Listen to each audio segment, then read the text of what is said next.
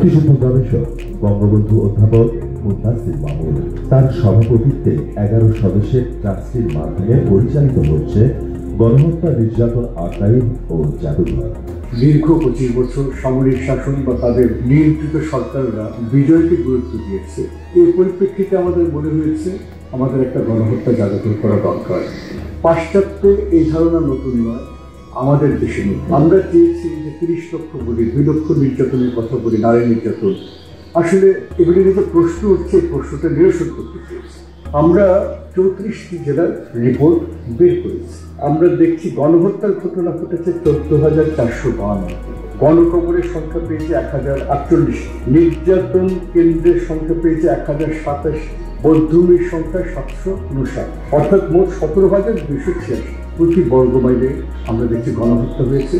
5 থেকে 10,000 ধরতে পারি। নারী নির্যাতন সরকার হিসেবে 2 লক্ষ বলা হয়, আমাদের হিসেবে 5 লক্ষের বেশি, এবং হাইকোর্টের একটি রায় আমাদের এই গবেষণাটাকে স্বীকৃতি দেয়। এবং আমি আজকের এই অনুষ্ঠানগুলোর উদ্বোধন ঘোষণা করছি। খোদা হাফেজ। জয় বাংলা, জয় বঙ্গবন্ধু বাংলাদেশ। ধন্যবাদ।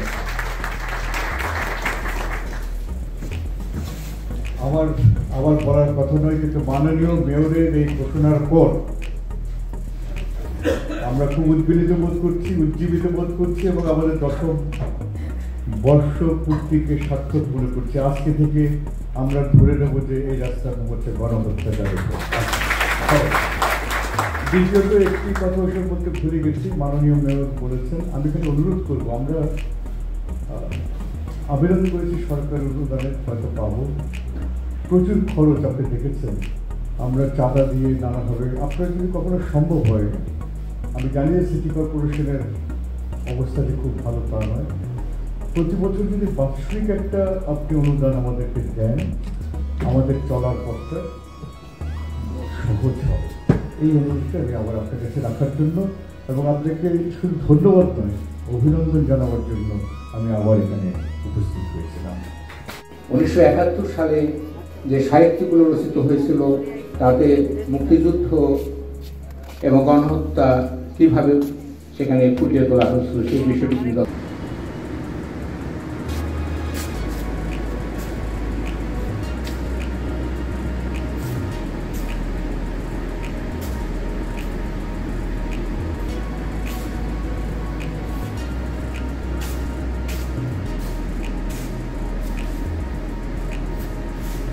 মোটামুটি পরিবেশ তৈরি করার চেষ্টা করা হয়েছে। যেহেতু ফান্ডের অভাবে লাইফ সাইজ হয়নি, কিন্তু ছোটো করে হলেও তো যারা নতুন প্রজন্ম আসবে, শিশুরা আসবে, তারা বুঝতে পারবে যে কীরকম হয়েছিল ঘটনা, কীভাবে আগুন হয়েছিল, কীভাবে পাকিস্তানি সৈন্যরা আর্মিকে মেরেছিল নিরস্ত্র বাঙালিদের। এই ছবিগুলো সবই মুক্তিযুদ্ধের ছবি। এর মধ্যে আমি আশা করেছিলাম আনোয়ার হোসেন, বাংলাদেশের বিশ্বখ্যাত ফটোগ্রাফার, ওনার অনেক ছবি আছে। উনি নিজে এক হাতে বন্দুক, এক হাতে ক্যামেরা নিয়ে যুদ্ধ করেছেন। তার ছবি হয়তো নেই, মামুন ভাইকে বলবো ছবিটা রাখতে জোগাড় করে। আমার ভাইয়ের ছবি এরকম আছে, মানে উনি পুরনো ঢাকার লোক ছিলেন, উনি প্রায় ক্যামেরা নিয়ে যেতেন এবং দেখতেন যে বুড়িগঙ্গায় লাশ ভাসছে, ওই ছবিও তুলেছেন।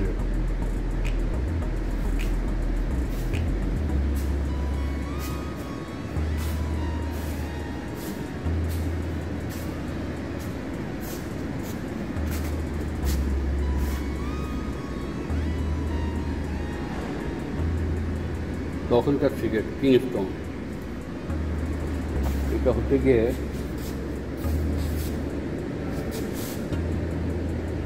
স্ত্রী জোহরা তাজউদ্দিনকে লেখা, তাজউদ্দিন আহমেদের চিরকুট, সৌজন্য এই সিগারেটের পেছনে।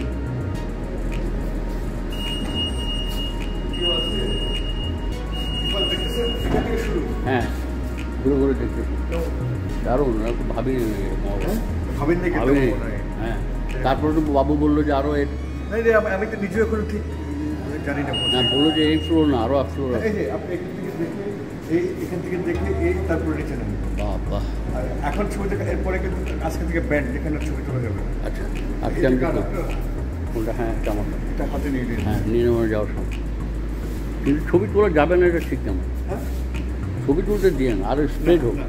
কেন সবাই এখানে এসে দাঁড়িয়ে থেকে ছবি তুলতেছে, কেউ দেখতে পারে না তো। এটা তো কোথাও পৃথিবীতে কোথাও গ্যালারির মধ্যে দেয় না, কারণ পাশে ইয়ে হয়ে যায়। দেয় না, আমি তো দেখলাম রমে সব জায়গাতে। আমাদের এখানে কীভাবে করবো? আপনি এখানে সবাই দাঁড়িয়ে থেকে ছবি তুলে না, এখানে দাঁড়িয়ে থেকে ছবি শুরু না ওই ছবি না, এদের না না না, এটা পারবেন না, আমরা দেখছি তো, আমাদের এক্সপিরিয়েন্স। এখানে এসে ফটোশ্যুট করাটা ঠিক না। ফটোশুটই করতেছি, তাহলে তো মুশকিল। এই পেন্টিংটা কীভাবে করছি এটা। বাহ, আমার একটা ড্রয়িং, একটা কিছু আপনি নেন না, এটা অবাক আছে। আর আমি তবে বলছিলাম তো আপনার নাম না বলেন না, আপনি যে শুনুন না জেনে কথা বলবেন না। যখন এগুলি কেনা হয়, কেনা কি? এটা তো দান।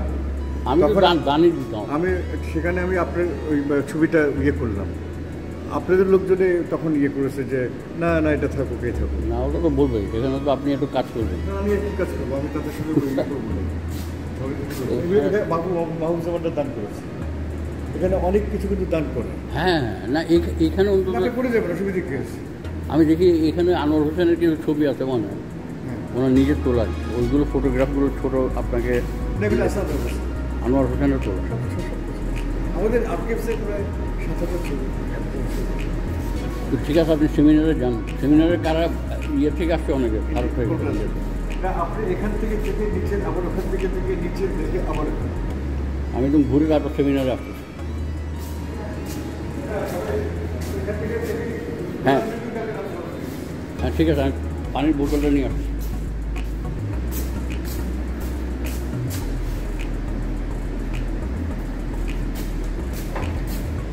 মামুন ভাই বলে গেলেন ছবি তুলতে দেবেন না, কিন্তু ছবি তোলা উচিত। মানুষ তুলুক যেভাবে হোক, মানে মানুষের মধ্যে স্প্রেড হোক মুক্তিযুদ্ধের এই ভয়াবহ কাণ্ডগুলো। হাসেম ভাইয়ের ছবি আছে, হাসেম ভাইয়ের ছবিগুলো দেখলেই চেনা যায়। আর এ হচ্ছে আমাদের সেই এত বিশাল ছবি দেখে মনে হচ্ছে, বোঝা যায় যে কত বড় সেই রেস কোর্সের ইয়ে ছিল।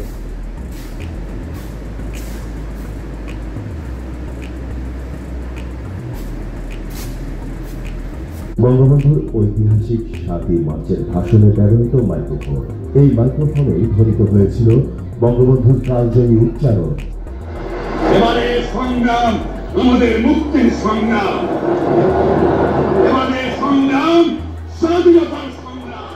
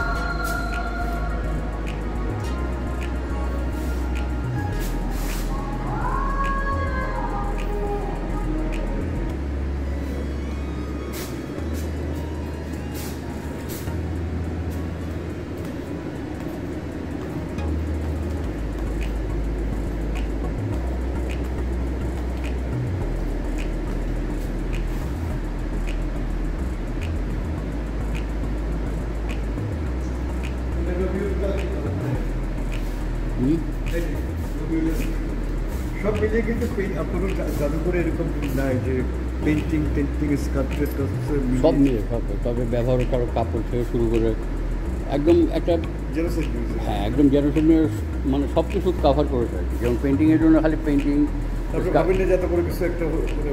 না, পাগল হয়েছেন মানে।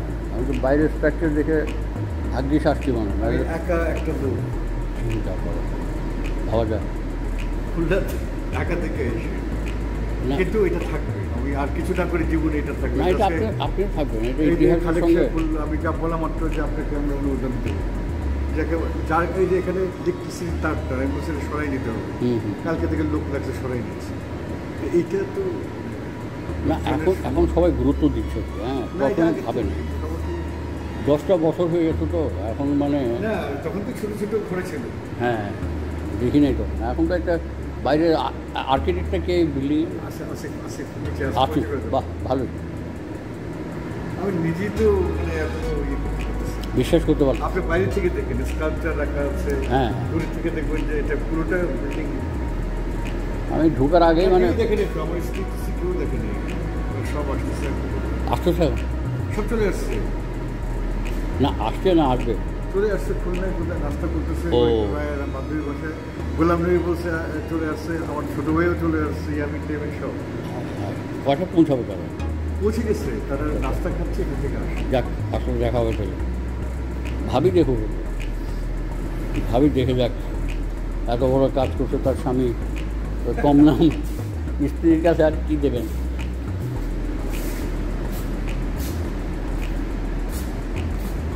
এবং এখান থেকে এটা দেখেন,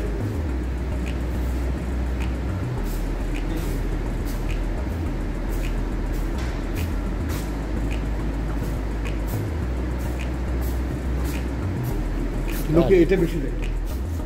বাহ বাহ, দারুণ। উপরে আইডিয়া যে শিকড় সেটাও দারুণ, এবং এর নিচে যে লাইফ সাইজ না হোক ছোটো সাইজ হোক, কেন ফান্ড কম, কিন্তু মোটামুটি স্পেস কোথায়? স্পেসও নাই, এই জন্যে মোটামুটি কিন্তু নতুন প্রজন্ম বুঝতে পারবে যে কীরকম, না হলে কল্পনা করতে পারবে না। এরা দেখে অন্তত ভাবতে পারবে যে কীভাবে মানুষরা মারে। সেটা কি হচ্ছে দেখে মানে বোঝা যাচ্ছে না একটা জিনিস? হ্যাঁ হ্যাঁ, পুরোপুরি চলে আসছে মানে। এটা তো ঢাকা এশিয়ার সেকেন্ড লার্জেস্ট, সেকেন্ড লার্জেস্ট, এশিয়ার, এবং এই রিজিয়নের একমাত্র এই প্রথম কোনটা? নমপেনি, নমপেনে। মানে বড় আকারে বলতে হ্যাঁ। ওইটা তো বললাম না, দুই গ্রুপের মধ্যে। না না, এটা আমাদের সাথে ট্রু সেন্সে ঢাকাও নাই। হ্যাঁ,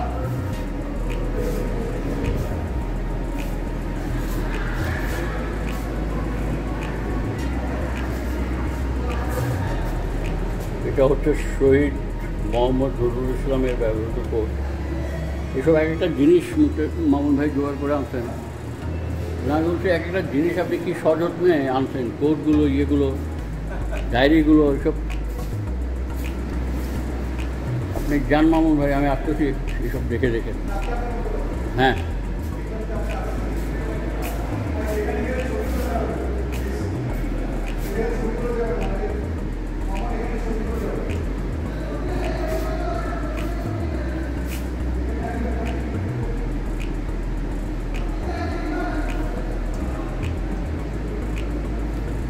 মনিরুল ইসলাম সাহেবের দুটো ছবি আছে।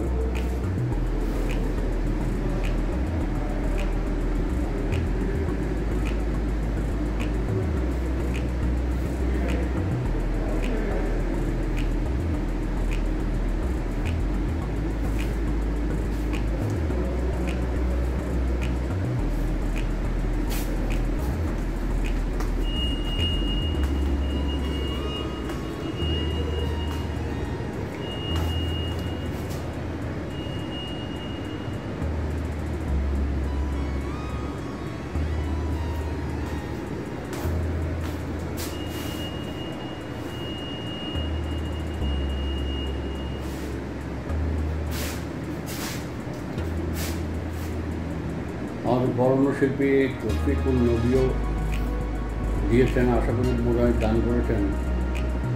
চমৎকার ইলাস্ট্রেশনগুলো দারুণ।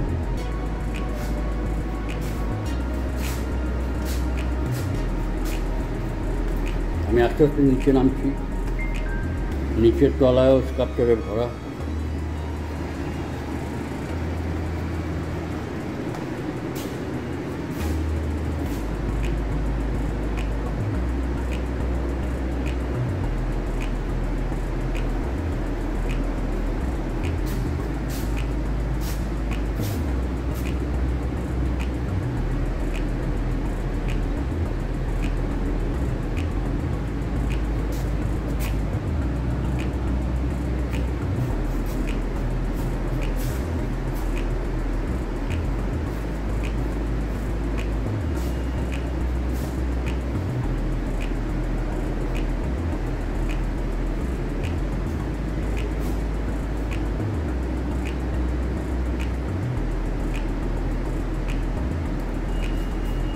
এই ছবিটা দেখলে কিছুটা দুঃখ লাগে যে এত বড় একটা ঐতিহাসিক মুহূর্ত, কিন্তু এখানে বাংলাদেশের প্রতিনিধিত্ব নাই, মুক্তিযুদ্ধের কেউ নাই। এই শূন্যতা অনেকে হয়তো পছন্দ করবেন না, কিন্তু আমার খারাপ লাগছে।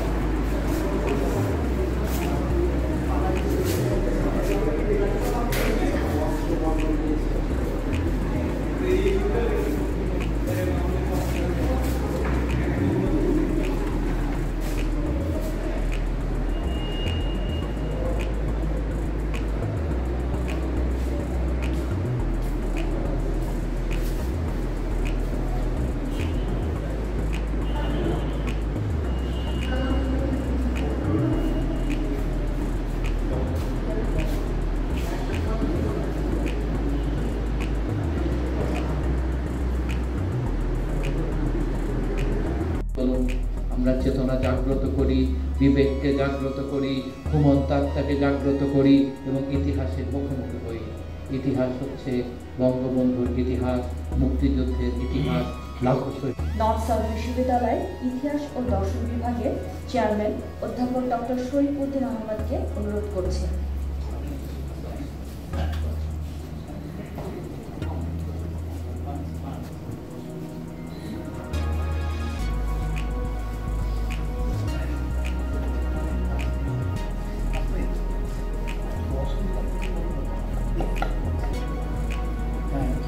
সুধীবৃন্দ, আমি শুধু বলতে চাই, আজকে শুধু খুলনার না, সারা বাংলাদেশ বা বলা যেতে পারে একটু বাড়িয়ে গোটা পৃথিবীর ইতিহাসের একটি স্মরণীয় দিন। গণহত্যা জাদুঘরের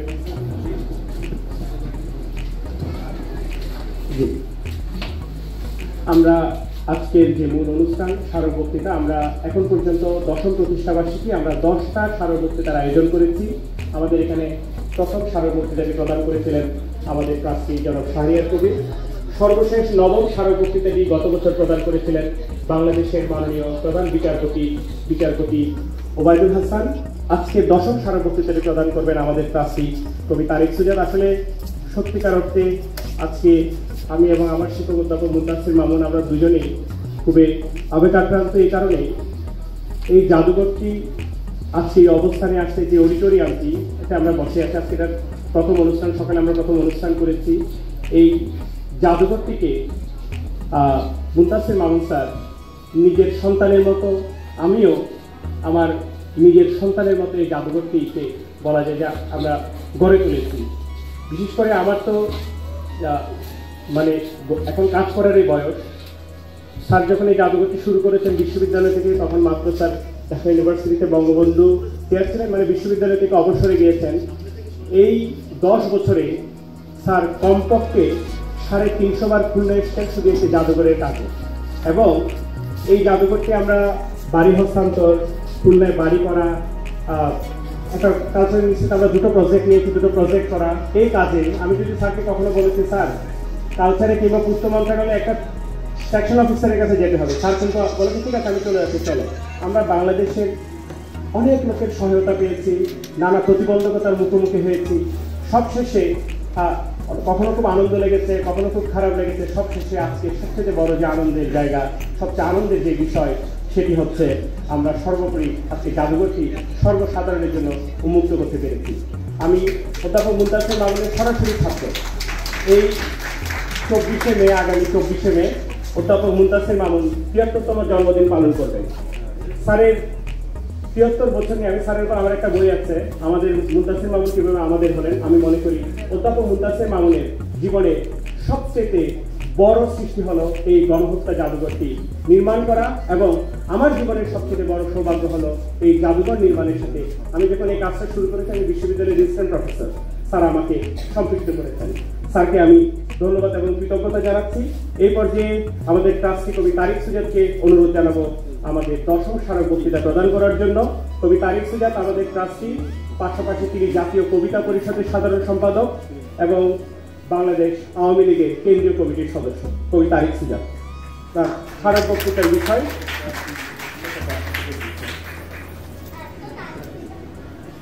যে জাদুঘর জীবনের কথা বলে। বইটির দাম হচ্ছে 320 টাকা। আমরা আজকে 100 টাকায় এই স্মারক বক্তৃতাটি বিক্রি করছি, আপনারা নিজ থেকে সংগ্রহ করে নিতে পারবেন।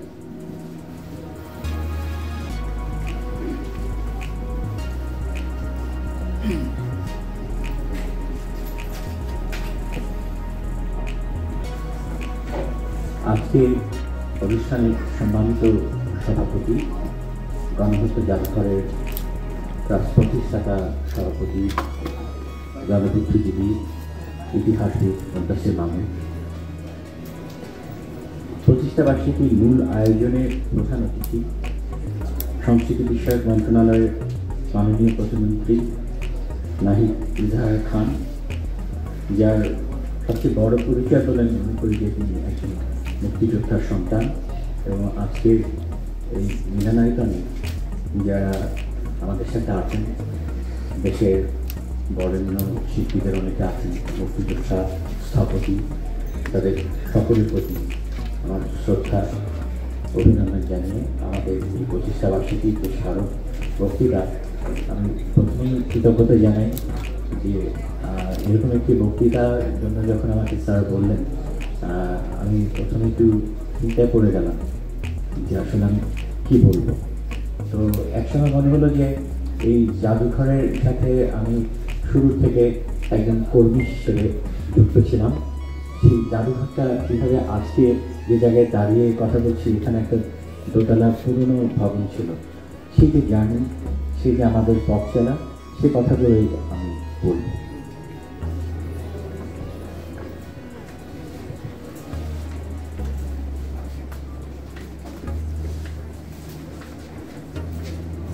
যে জাদুঘর জীবনের কথা বলে, গণহত্যা জাদুঘরের জন্য আজ একটি বিশেষ দিন। যারা এর নির্মাণের সঙ্গী তাদের জন্য তো বটেই। 10 বছর আগে প্রায় শূন্য এক প্রান্তরে এসে আমরা দাঁড়িয়েছিলাম এমন কিছু নির্মাণের প্রত্যাশায়, যা আগামী প্রজন্মকে তাদের পূর্বপুরুষের ত্যাগ, প্রাণ বিসর্জন, নির্বাসিত জীবনের দুঃসহ স্মৃতির প্রতি শ্রদ্ধায় আনত করবে। রক্তরেখার আলপনা আঁকা পথের যাত্রী দল, যাদের ত্যাগ ও বীরত্ব গাথার দুর্লভ বেশ কিছু সংগ্রহ নিয়ে আজকের 1971 গণহত্যা নির্যাতন আর্কাইভ ও জাদুঘর এবং এর বহুধা বিস্তৃত উদযাপনে অধমরে মনে রেখো পতাকার ভাঁজে ভাঁজে একদিন আমি ছিলাম। তাদের সকলকে ধন্যবাদ। জয় বাংলা, জয় বঙ্গবন্ধু।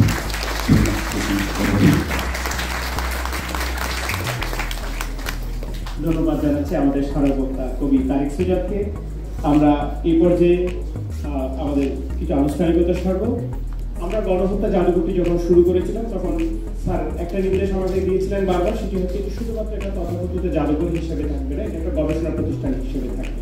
এর ধারাবাহিকতায় 2017 সালের এপ্রিল মাসে আমরা সংস্কৃতি বিষয়ক মন্ত্রণালয়ের একটি গবেষণা প্রকল্প, আপনারা যে গবেষণাগুলো দেখছেন সেই তথ্যগুলো দিনে আমরা করেছি, যেটি ডিসেম্বর 2023 শেষ হয়েছে প্রকল্পটি।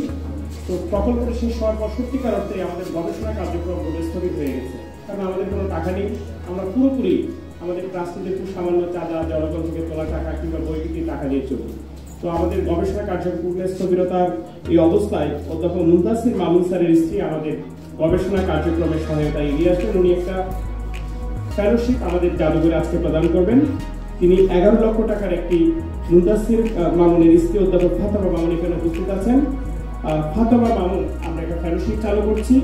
অনূর্ধ্ব 40 বছরের যে গবেষকরা এখানে গবেষণা করবেন তাদেরকে আমরা এই ফেলোশিপটি প্রদান করব। অধ্যাপক মুনতাসির মামুনের বড় ছেলে, অধ্যাপক ফাতেমা মামুনের বড় ছেলে মেজবাউদ্দিন মুনতাসির উপস্থিত আছেন। তিনি এই ফেলোশিপের চেকটি তুলে দিবেন। গণহত্যা জাদুঘর ট্রাস্টের আজকের এই অনুষ্ঠানের প্রধান অতিথি মাননীয় সংস্কৃতি বিষয়ক মন্ত্রণালয়ের মাননীয় প্রতিমন্ত্রী জনাব নাহিদ ইজাহার খান এমপি মহোদয়ের হাতে। এই ফেলোশিপের আওতায় অনূর্ধ্ব 40 বছরের গবেষকদের মুক্তিযুদ্ধ এবং গণহত্যা নিয়ে যারা কাজ করবে তাদেরকে আমরা 3 মাসের ফেলোশিপ প্রদান করব। এটি আসলে 10 লক্ষ টাকার একটা ফান্ড, যে 1 লক্ষ টাকা অতিরিক্ত দিয়েছে সেটি দিয়ে আমরা 2024 বছরে আমরা ফেলোশিপটি দিব।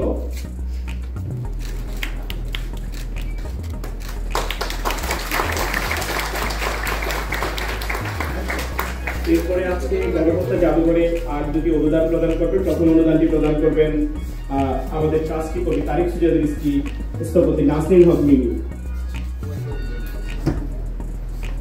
তারপরে যিনি আমাদের অনুদান প্রদান করবেন তিনি হচ্ছেন খুলনা বিএল কলেজের অধ্যক্ষ শরীফ আতিকুজ্জামান।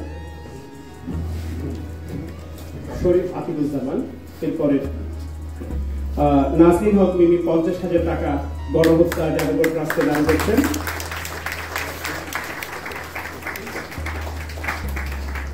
খুলনা বিএল কলেজের অধ্যক্ষ অধ্যাপক শরীফ আতিকুজ্জামান 25,000 টাকা নানাভাবে আমাদের সহায়তা করেন সবসময়। আজকে এর ধারাবাহিকতায় 25,000 টাকার চেক তুলে দিবেন, ভাস্কর্যটি তুলে দিবেন মুক্তি কবি।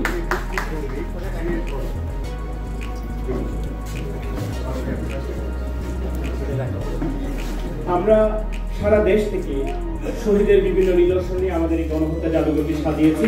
এর ধারাবাহিকতায় আজকে কিছু স্মারক তুলে দিবেন, বিশেষ করে দিনাজপুর, ঠাকুরগাঁও, পঞ্চগড় দৈতা স্বপ্নাশিস SS হারমেন বেনার বিদ্যালয়, আরেকজন হচ্ছেন রায়না ইসলাম ইলমা SS হারমান বেনার বিদ্যালয়।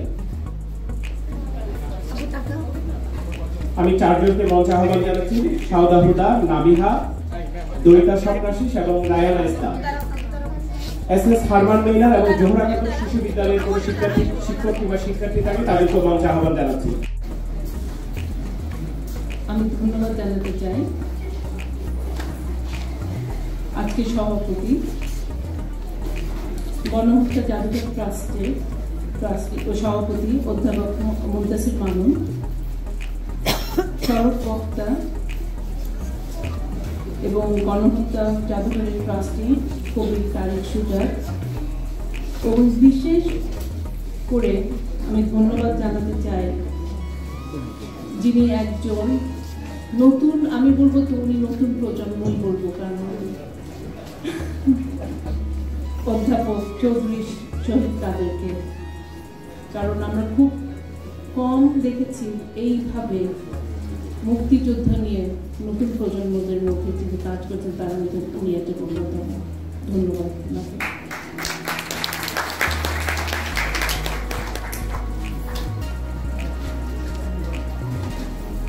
আজ একটি বিশেষ দিন, আজ 17 মে। আজ বঙ্গবন্ধুর কন্যা মাননীয় প্রধানমন্ত্রী শেখ হাসিনা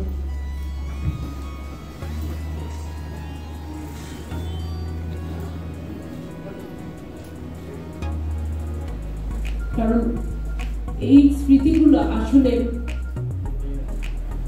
মানে এখন পর্যন্ত আমাদেরকে মানে যখন আমরা চিন্তা করি যে উনি কত কষ্ট, ওনার সব কিছু হারিয়ে উনি ফেরত এসেছিলেন বাংলাদেশের কাছে, বঙ্গবন্ধুর সোনার বাংলাদেশকে নিয়ে উনি তখন স্বপ্ন দেখানো শুরু করলেন। সেদিন থেকে আমাদেরকে আমরা পেলাম একজন অভিভাবক, এবং এরপরে শুরু হলো তার দীর্ঘ সংগ্রাম। এবং আজকে এই সিঁড়ি দিয়ে যখন নামছি তখন এটা একটি পেইন্টিং এর মতনই করা আছে, একটা ইয়ের মধ্যে মুনতাসির মামুন সাহেবের, যে এখানে লেখা আছে 1981 সালের 17 মে আওয়ামী লীগ নেত্রী শেখ হাসিনা নির্বাসন থেকে স্বদেশ প্রত্যাবর্তন করেন।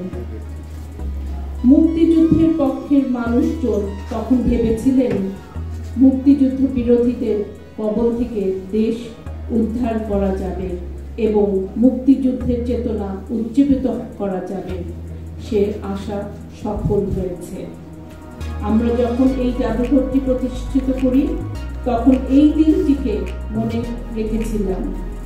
সেই থেকে 17 মে গণহত্যা জাদুঘরের প্রতিষ্ঠা বার্ষিকী।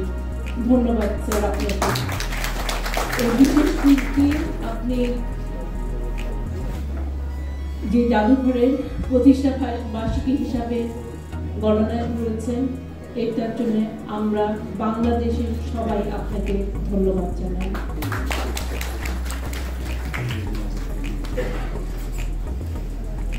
আজকে গভীরভাবে শ্রদ্ধায় স্মরণ করছি হাজার বছরের সর্বশ্রেষ্ঠ বাঙালি জাতির জনক বঙ্গবন্ধু শেখ মুজিবুর রহমান। আজকে স্মরণ করছি আমাদের স্বাধীনতা শহীদদের, আমাদের বুদ্ধিজীবীদের, আমাদের সেই মা ও বোনেরা,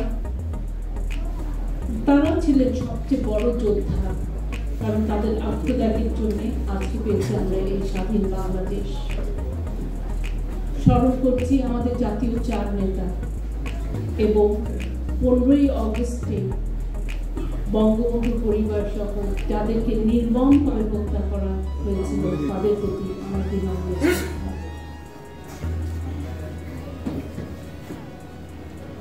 হ্যাঁ, কি হচ্ছে? ফোন করছে।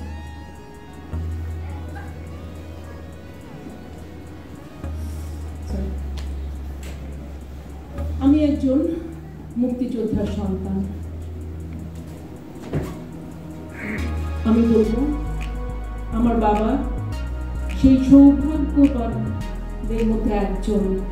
আমার সামনে মিমি আপা বসে আছেন, যার চাচাও ছিলেন আগরতলার মামলার একজন অভিযুক্ত, এবং আমার বাবাও ছিল। ওনার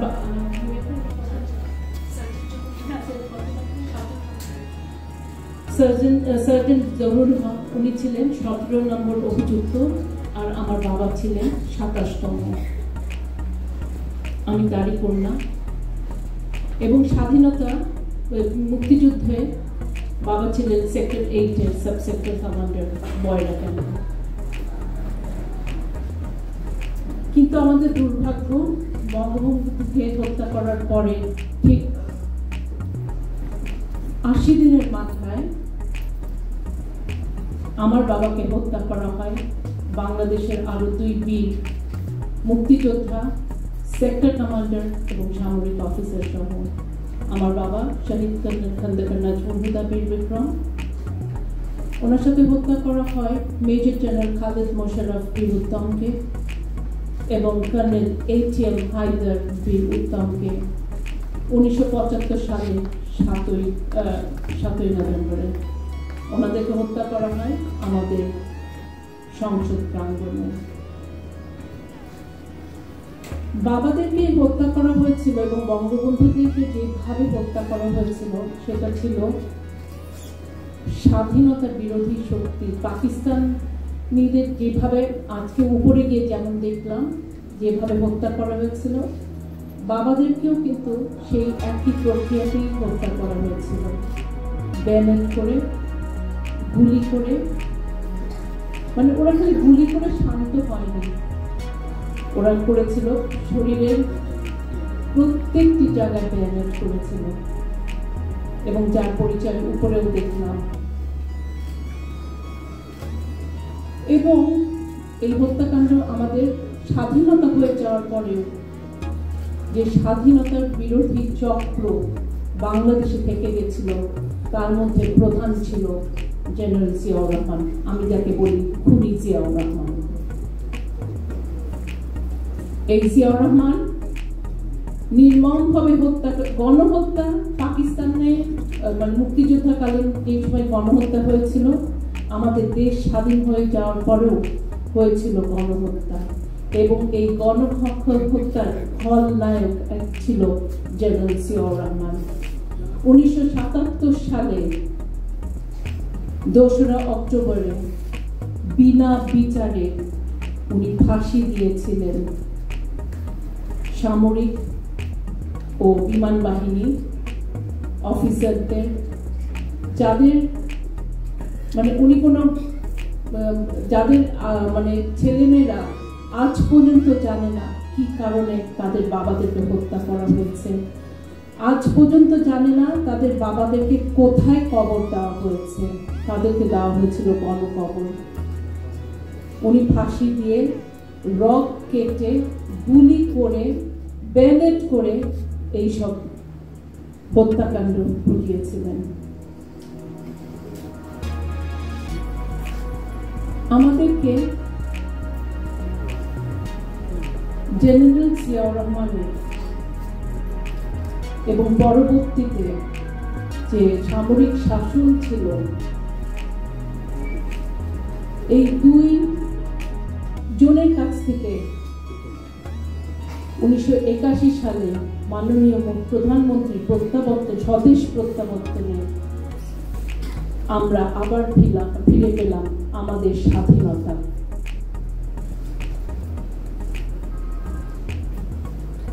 মাননীয় প্রধানমন্ত্রী এসে উনি ওনার বাবার বঙ্গবন্ধুর যে স্বপ্ন উনি দেখেছিলেন, সোনার বাংলা যে স্বপ্ন, যেটা উনি করে যেতে পারেননি, ওইটা মাননীয় প্রধানমন্ত্রী তার দীর্ঘ সংগ্রাম করে আমাদেরকে তার বাবার সোনার বাংলার উপহার দিলেন, যার মধ্য দিয়ে আমরা পেলাম ডিজিটাল বাংলাদেশ, ডিজিটাল বাংলাদেশ হওয়ার পরে এখন আমরা ওনার নতুন স্বপ্ন হলো আমাদের বাংলাদেশটাকে স্মার্ট বাংলাদেশ করে নেওয়া।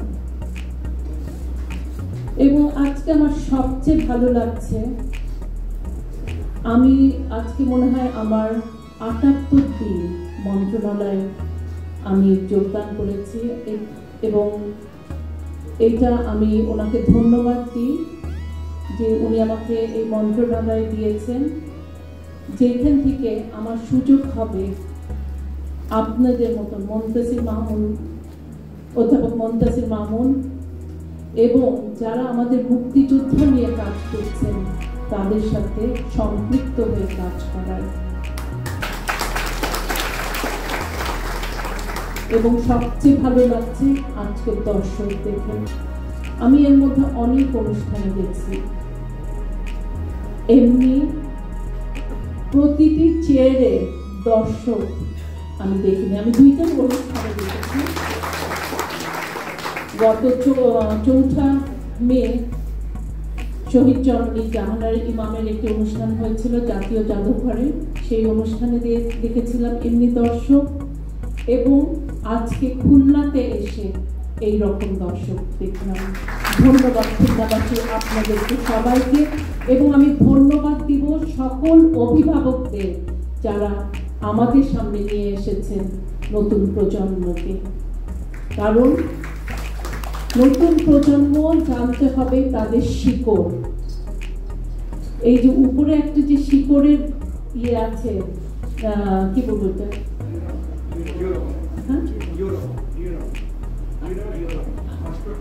ভাস্কর্য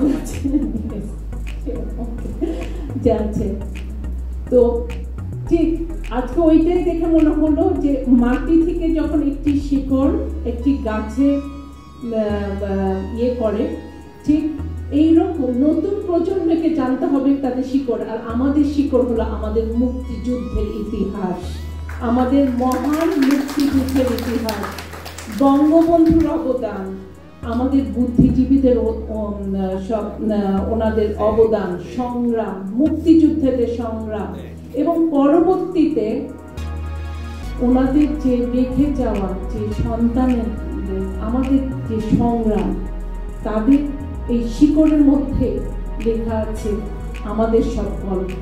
জানতে হবে নতুন প্রজন্মকে। আমাদের এই মুক্তিযুদ্ধের সন্তানরা যারা আছে, এখনো যারা আছে, আমরা বলবো আমাদের ঐক্যবদ্ধ হয়ে থাকতে হবে, কারণ আমরা সামনে এগিয়ে নিয়ে যাব। আমি ধন্যবাদ জানাতে চাই আজকে সভাপতি, গণহত্যা জাদুঘর ট্রাস্টের সভাপতি অধ্যাপক মুনতাসির মামুন, সড়ক বক্তা এবং গণহত্যা জাদুঘরের ট্রাস্টি কবি তারেক সুজাত, এবং বিশেষ করে আমি ধন্যবাদ জানাতে চাই যিনি একজন নতুন, আমি বলবো তো উনি নতুন প্রজন্মই বলবো, কারণ অধ্যাপক চৌধুরী শহীদ কাদেরকে। কারণ আমরা খুব কম দেখেছি এইভাবে মুক্তিযুদ্ধ নিয়ে নতুন প্রজন্মদের মধ্যে যিনি কাজ করছেন, তার মধ্যে উনি একটা অন্যতম। ধন্যবাদ।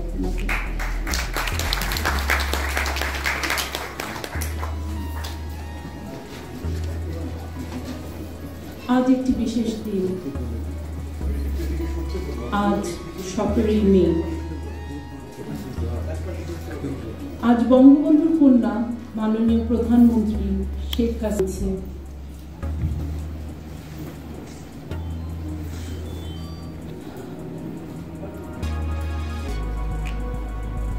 কারণ এই স্মৃতিগুলো আসলে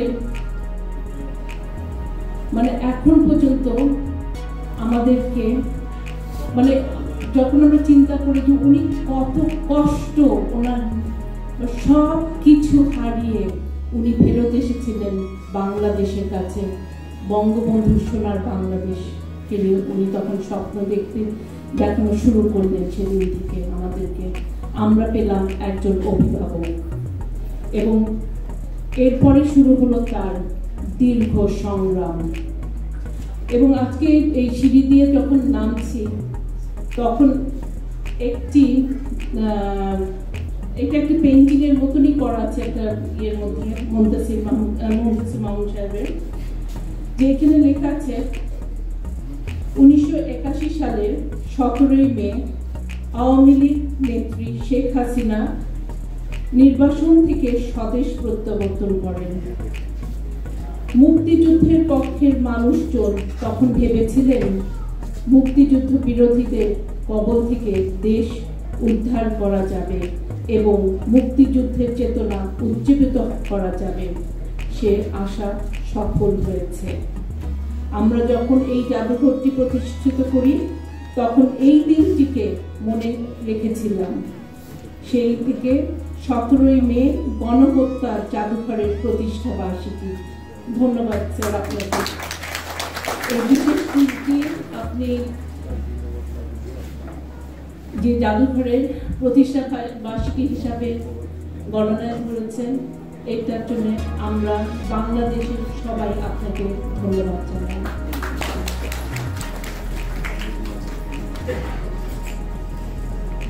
আজকে গভীরভাবে শ্রদ্ধায় স্মরণ করছি হাজার বছরের সর্বশ্রেষ্ঠ বাঙালি জাতির জনক বঙ্গবন্ধু শেখ মুজিবুর রহমান। আজকে স্মরণ করছি আমাদের স্বাধীনতা শহীদদের, আমাদের বুদ্ধিজীবীদের, আমাদের সেই মা ও বোনেরা। তারা ছিলেন সবচেয়ে বড় যোদ্ধা, কারণ তাদের আত্মত্যাগের জন্য আজকে পেয়েছি আমরা এই স্বাধীন বাংলাদেশ। স্মরণ করছি আমাদের জাতীয় 4 নেতা এবং 15ই অগস্টে বঙ্গবন্ধু পরিবার সহ যাদেরকে নির্মমভাবে হত্যা করা হয়েছিল তাদের প্রতি আমার বিনম্র শ্রদ্ধা।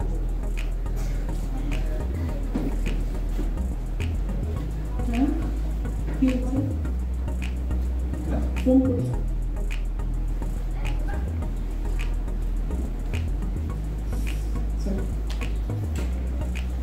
আমি একজন মুক্তিযোদ্ধার সন্তান। আমি বলবো আমার বাবা সেই সৌভাগ্যবানদের মধ্যে একজন। আমার সামনে মিমি আপা বসে আছেন, যার চাচাও ছিলেন আগরতলার মামলার একজন অভিযুক্ত এবং আমার বাবাও ছিল। ওনার